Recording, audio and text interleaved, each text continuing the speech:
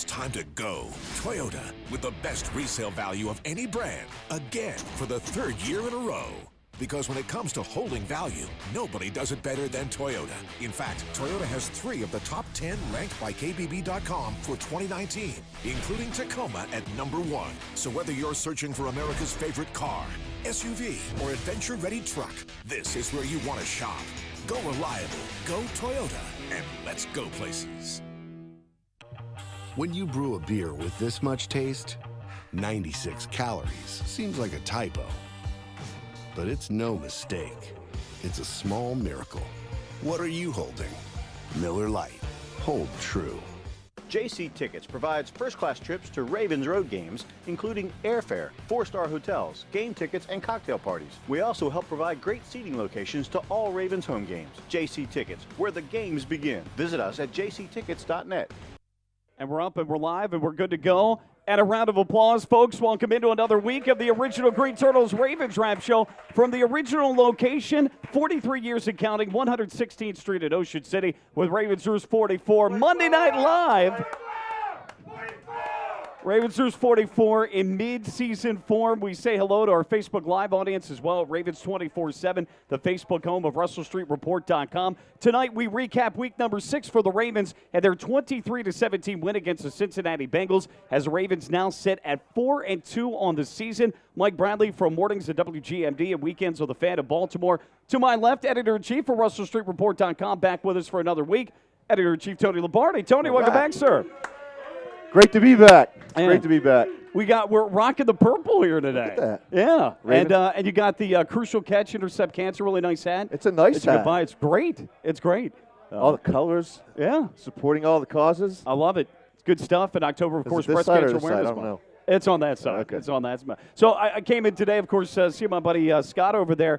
And every Monday, of course, it feels good to come off a win, coming in. You got a little pep in your step. You're feeling good. That beer goes down just a little bit better. Maybe you're not ordering 2 at a time. So it's all good on a Monday. Yeah, the big thing for me is that after a Ravens win, I can tolerate watching bad football for the rest of the day. That's true. That's a good but point. when the Ravens lose, I want no part of the red zone, none of that stuff.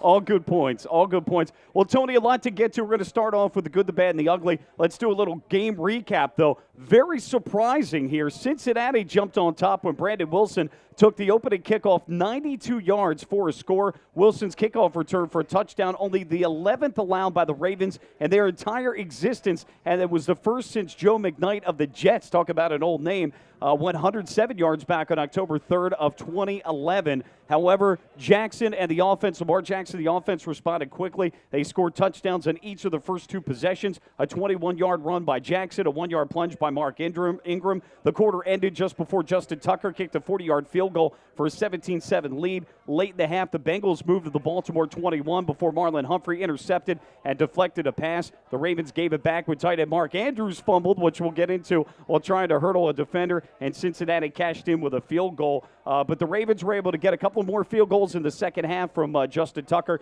and come out the victor by a final score of 23-17. And in this one, Lamar Jackson, a historic game, Tony. Lamar Jackson became the first player in NFL history to rush for 150-plus yards, throw for 200-plus yards in a game. Yeah, it was an impressive performance. You know, we went into the game thinking that Lamar didn't do a whole lot with his legs the week before against the Steelers. And it felt like to me that they had a Maserati, they were treating him like a mule. He had a thoroughbred, they were treating him like a mule. And just unleash the guy, let him go and do his thing. And they did it this week. And Lamar said early in the week that Greg Roman approached him and said, "You're going to be busy this week with your legs." So he said, let's get it on. Let's do what we have to do to win the ball game, and I think that's what they did with the game plan. Well, they sure did, and Baltimore compiled a 212-6 advantage in yardage and an 11-0 margin of first downs during the first quarter. So you talk about coming out and setting the tone, which they did against the not very good Cincinnati team coming in. Jackson led the way in that first quarter with 106 yards through the air, 85 on the ground. and the Ravens finishing with a total of 497 yards of offense, and the Ravens retain sole possession of first place in the AFC North. Andy Dalton, though, you tip your cap a little bit to him, 21 for 39, 235 in the air, scored on a 2-yard run with a minute 28 left in the first half, but Cincinnati failed to produce an offensive touchdown over the first 3 quarters in the third straight game. The Ravens defense certainly did a nice job in that one. Marquise Brown and Patrick Onwuasor out for this game, Tony, with ankle injuries. Cornerback Anthony Averett was a healthy scratch, but probably the bigger story was who was out for Cincinnati in this one. Carlos Dunlop, defensive tackle, or he's a defensive end, that is defensive tackle Ryan Glasgow, offensive tackle Cordy Glenn, Andre Smith, and wide receiver A.J. Green. John Jerry was making his first start at left tackle. Yeah, and the Ravens still couldn't get home with the pass rush. So, yeah, Jerry did a good job, actually. You knew coming into the game, though, that Andy Dalton was probably going to throw a lot of screen passes, a lot of 3-step drops, get the ball out quickly. And that's pretty much what they did. And I thought Marlon Humphrey did a really nice job taking out Tyler Boyd in the game, and he's been that guy so far this year.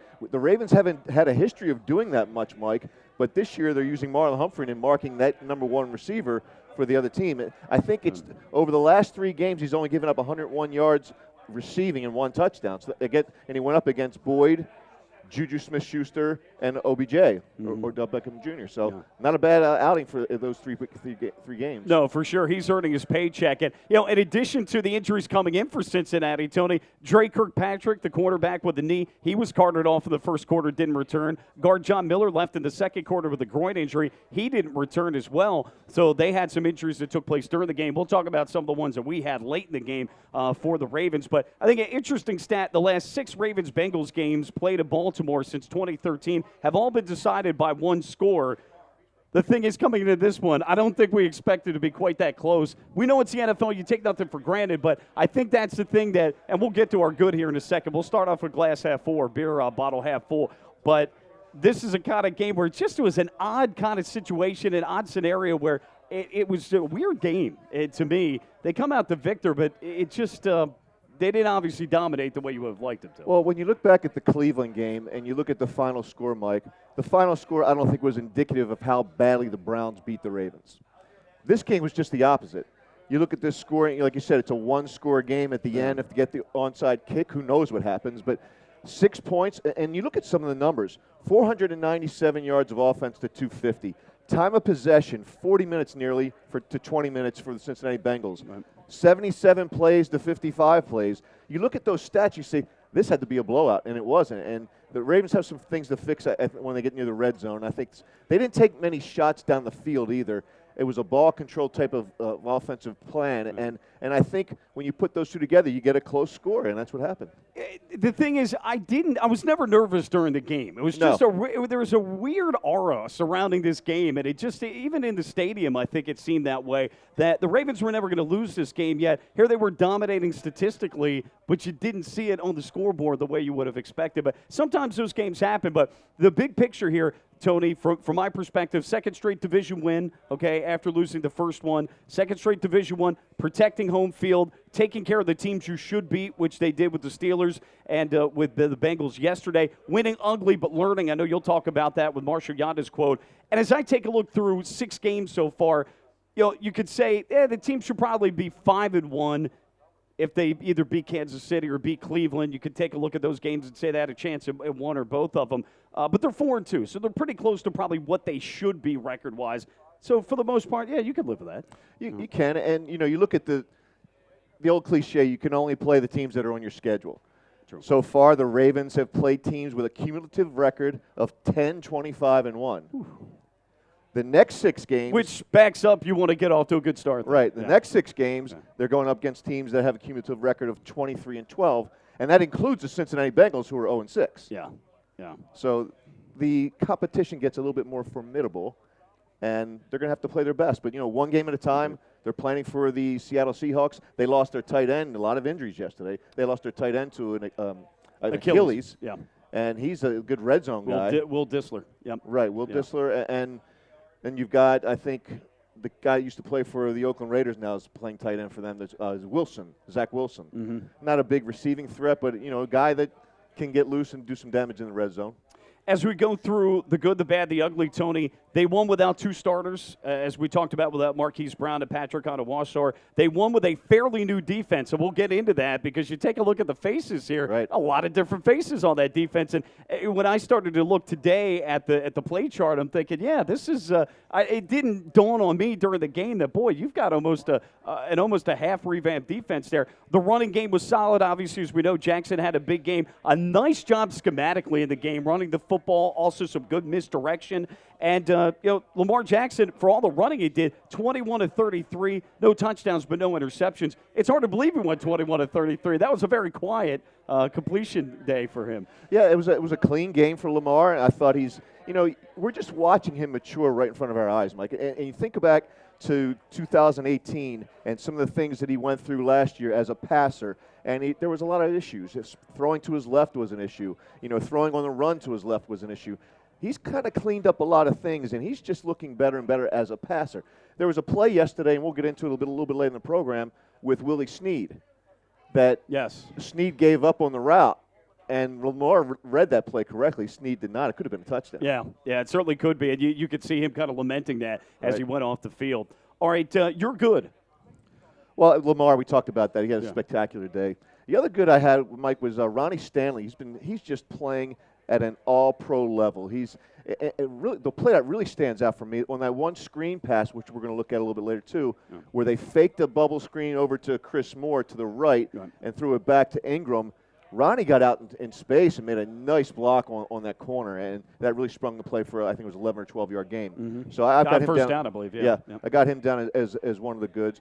And just to be able to answer that opening kickoff the way they did on that first drive. Well said, yeah. They didn't, it would be easy to say, oh, no, what's going to happen? Are we going to let these guys, and I'm sure the thoughts of 2017 and Tyler Boyd scoring that touchdown at the end of the game creep back in their minds for at least probably the fans that it did. Yeah. But for the Ravens, they took care of business. They went back out on the field, drove right down the field, and tied the game up. Then they took a 14-7 lead on the following possession. They did. So those are the goods. You want me to go into the bads? Yeah, let's start with you with the bads. I have the pass rush. It's just, you thought that maybe against the Cincinnati Bengals, you mentioned the injuries, Mike. They're a nicked-up offensive line. I had that in my ugly. a beleaguered offensive line. Yeah. And, the Pittsburgh Steelers ran through them like a sieve a couple weeks prior. And I just thought that they would probably get off the snide a little bit in that game. They got 2 sacks late in kind of garbage time. But when they had to throw the football. Right. I just thought that they would get home a little bit better. So I have the pass rush down as a bad. And I have Mark Andrews' leap as a bad. Now, Mark Andrews is a beast, and he's a fantastic athlete. He's a big guy. And I think that leaping, he leapt into basically 3 guys, Mike. It's one thing if you're going to leap over one guy. Right, that's a good point. He leapt into 3 guys. Yeah. And so I think a guy that's that big probably can secure the ball better and maybe even get a little further downfield if he just barrels over these guys.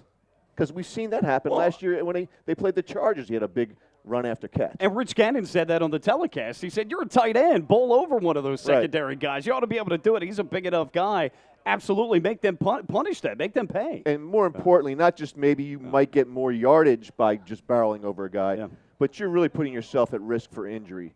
And the Ravens cannot afford to lose Mark Andrews. No, they can't. I know they talk about the trio, but Nick Boyle is not Mark Andrews. No. And Hayden Hurst has some good hands, but he's yet to get into that prominent role because of Andrews. He was a first-round draft pick, but that all said, you're absolutely right. They can't afford to lose him, and he's got a nice rapport with Lamar Jackson. But here's what Andrews said, though. He said, it is what it is. I'm not going to stop being me and being an aggressive player. It wasn't anything they did. I hit the ball out with my own knee. I've got to be better than that. I can't do that to my team. It's not acceptable. It's just one of those things where it just sucks. It sucks to do that to your team. And I just wanted to let the guys know that I was going to try to make it up to them, and it wasn't going to happen again. I told them I'm sorry, so all the guys were understanding. I'm just thankful we got this win. Yeah, but if that costs you the game in the future, saying, well, I'm going to keep doing what I'm doing, well, no, that's not smart play at that point. And you're right. You've got to use your head with that. And I hope he doesn't mean that 110% when he says that. Well, that's right after the game. The emotion's still flowing. Yeah.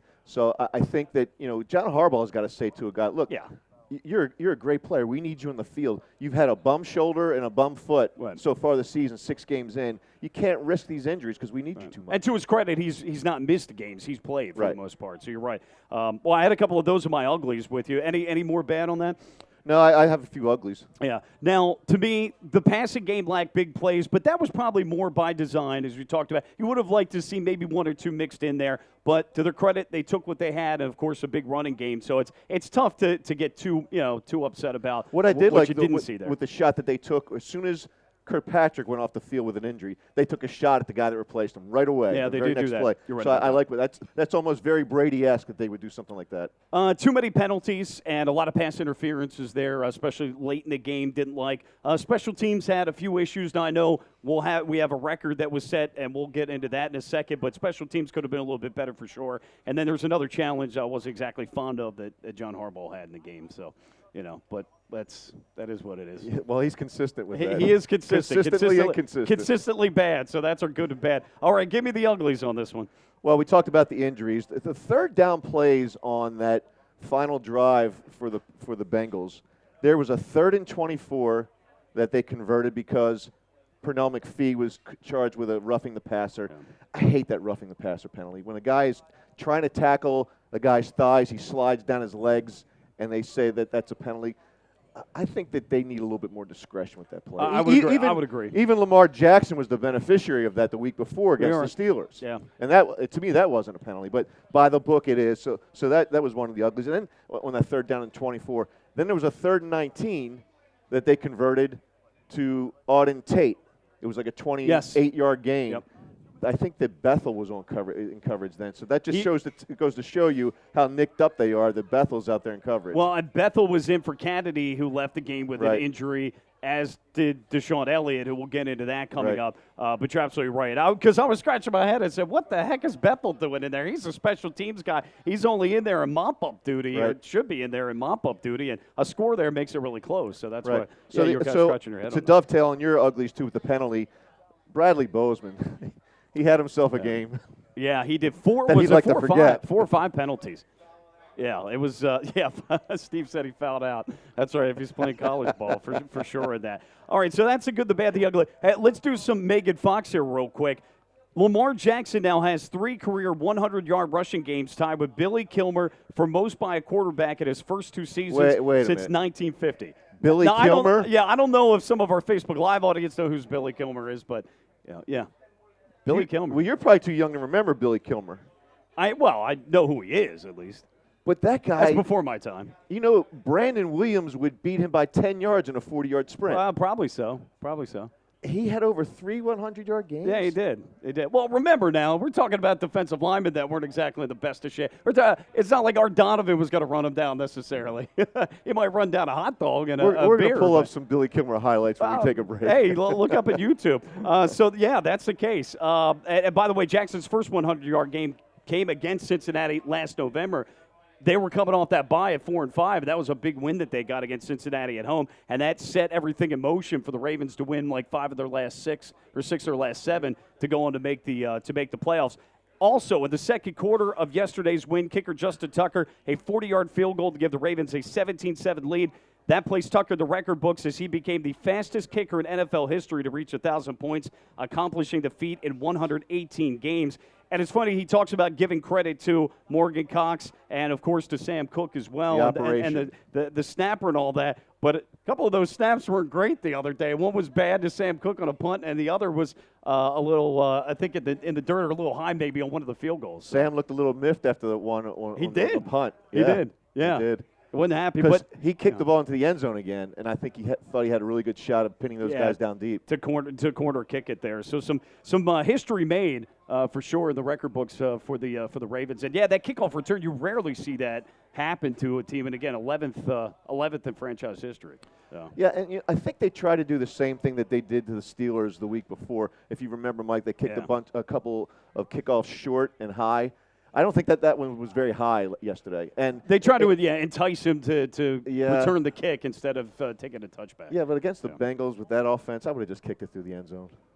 Yeah, so that's offense. that. But some good stuff taking place yesterday for the Ravens, and obviously they get to win 23-17. We'll take a timeout. We'll come back. A lot more to get to in this game. We'll break down some of the some individual plays as well. We've got some more quotes and some big news coming out from the injury front as well that we found out at the Ravens press conference today. So more to come. It's Monday Night Live, the original Green Turtles Ravens Wrap Show. We're back next. Keep it here.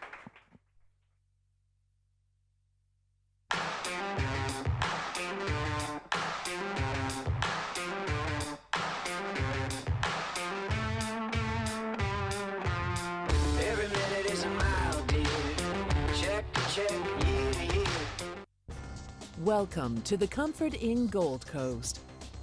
Conveniently located just 1 block from the beach and adjacent to shopping at the Gold Coast Mall and the movie theater. Newly renovated and open year-round with a marvelous bayfront view. Visit us on the web at comfortgoldcoast.com and see our hot deals and great golf packages, or simply call our direct reservation line to plan your stay. Ocean City, Maryland is the hottest golf destination on the East Coast, and it's just a short drive away. With 17 championship golf courses designed by legends of the game, greats like Jack Nicklaus, Robert Trent Jones, Arthur Hills, and Pete Dye have changed the coastal landscape here. When you pair coastal golf with exciting nightlife, excellent dining, 10 miles of white sandy beach, and a world-famous boardwalk, it's no wonder why great golf is just the beginning in Ocean City, Maryland. Plan and book your next golf getaway today by visiting oceancitygolf.com or by calling 800-4OC-GOLF.